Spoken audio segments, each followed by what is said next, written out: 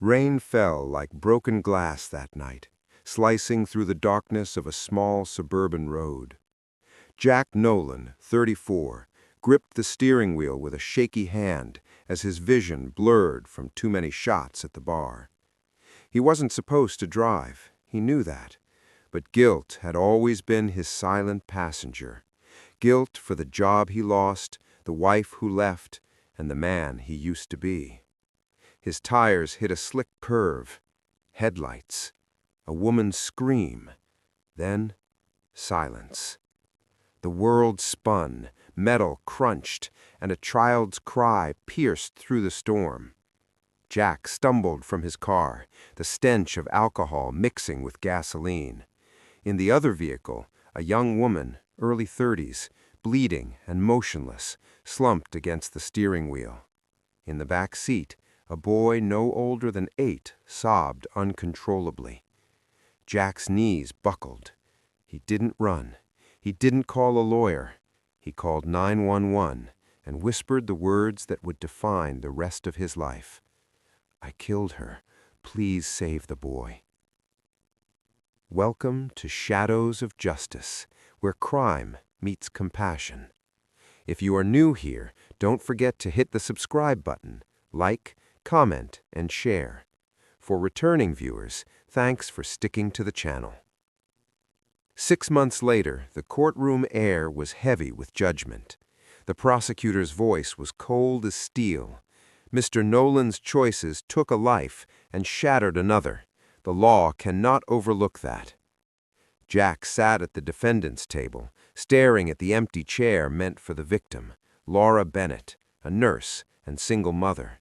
Her photograph on the courtroom screen made his chest cave in. She had soft brown hair, a gentle smile, and eyes that radiated kindness. She looked like the kind of person who'd forgive someone before they even apologized. The judge spoke with restrained empathy. "Mr. Nolan, you will serve 7 years in prison for vehicular manslaughter. I hope you find a way to make your life mean something again." As he was led away, Jack's eyes drifted toward the gallery. There, in the back, sat Laura's son, Evan, clutching a stuffed bear and glaring at the man who destroyed his world. That image haunted Jack more than any prison cell ever could.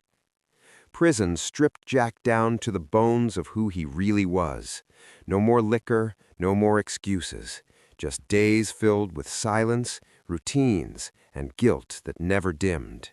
He took a job in the prison workshop, fixing broken furniture for charity.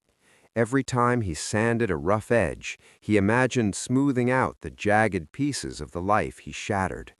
He wrote letters to Evan every Christmas, never expecting a reply. "Dear Evan, I know I'm the last person you want to hear from. I don't expect forgiveness, but I want you to know your mom saved me that night. Not because I deserve it, but because her son's cry reminded me I still had a soul."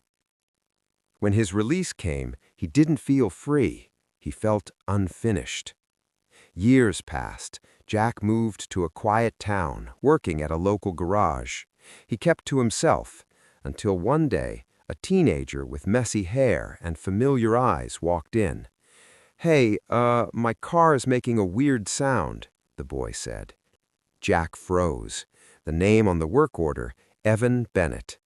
He was 16 now, tall but still carrying the same sorrow in his gaze. Jack's hands trembled as he inspected the car. "Loose belt, easy fix," he muttered, his voice barely steady. When Evan returned a few days later to pick up the car, he lingered. "You're the guy from the accident, right?" Jack nodded, eyes low. "Yes." Evan's jaw clenched. "Why'd you do it?" "I wish I knew how to answer that. All I can say is I'm sorry, every day." Evan didn't respond. He just stared at the man who destroyed his childhood, then turned and walked away. But he came back a week later, then again the next month. It wasn't forgiveness, not yet, but it was contact. Over time, Evan began helping out at the garage after school. Jack never mentioned the past, never asked for grace. He just taught about engines, oil, patience, and consequences. One afternoon, Evan asked, "Why didn't you run that night?" Jack stopped tightening a bolt. "Because your mom was still breathing. I couldn't leave her. I tried to keep her awake until the ambulance came." Tears welled in the boy's eyes. "She didn't deserve it." "No, she didn't," Jack said, "and neither did you." It was the first honest moment between them, raw, unscripted, painful, but it built something fragile, understanding. Months turned into years. Evan started college on a small scholarship. Jack kept showing up to help fix his old car, to send small checks, to ask about his grades. It was never enough to erase the past, but maybe enough to build a new future. On the anniversary of Laura's death, Jack received a letter from a lawyer. It was from Laura's sister, a woman he'd never met. Inside was a sealed envelope with Laura's handwriting. "If anything ever happens to me, I want Evan to grow up around someone who knows how to fight their demons, not hide from them. Maybe that person isn't perfect. Maybe he's broken. But broken people understand each other. Forgive yourself, Jack, not for me, but for the boy who still needs you." Jack couldn't shaking. The letter had been written years before the crash, a note left in her will after losing her husband in an earlier accident. She never could have known how prophetic it would be. Evan returned home during a heavy rainstorm one night. Jack was closing up the shop when he saw the boy standing outside, drenched. "I found the letter," Evan said quietly. "My aunt gave it to me." Jack nodded, afraid to speak. "She forgave you before she even met you," Evan said, voice breaking. "And I think I want to try to do the same." Jack swallowed hard. "I don't deserve that." "Maybe not," Evan replied, "but she thought you did."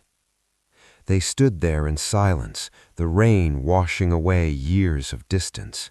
For the first time in over a decade, Jack felt something that had eluded him: peace. Years later, Jack sat in the audience at Evan's graduation ceremony. When the young man stepped on stage to give his speech, he spoke not of achievement, but of forgiveness. Sometimes the people who break us are the same ones who help us rebuild. I lost my mom to a drunk driver, but that man became the one who taught me how to live. The crowd was silent, then erupted in applause. Jack wept quietly, face in his hands. Afterward, Evan approached him and smiled. "Come on, Dad," he said softly. "We're taking a photo together." Jack's breath caught. That word, Dad, was a gift greater than any absolution a court could offer. Years later, Jack opened a community workshop dedicated to victims of drunk driving. The sign outside read, "Laura's Hands, a garage for second chances." Evan helped run it on weekends, mentoring teens who'd lost family to reckless driving. Every wall in the garage was filled with photographs, survivors, families, and one faded picture of Laura Bennett smiling under the caption, "Forgiveness is the hardest engine to rebuild." Jack looked at that picture every morning before unlocking the doors. He knew redemption wasn't a destination, it was maintenance, one day at a time. He had taken one life, but through love and repentance, he found a way to give another a future. The road still stretched long ahead, but for the first time, Jack Nolan was finally driving sober. This is Shadows of Justice, where crime meets compassion. Subscribe for more emotional true crime and redemption storytelling, where every scar tells a story worth hearing.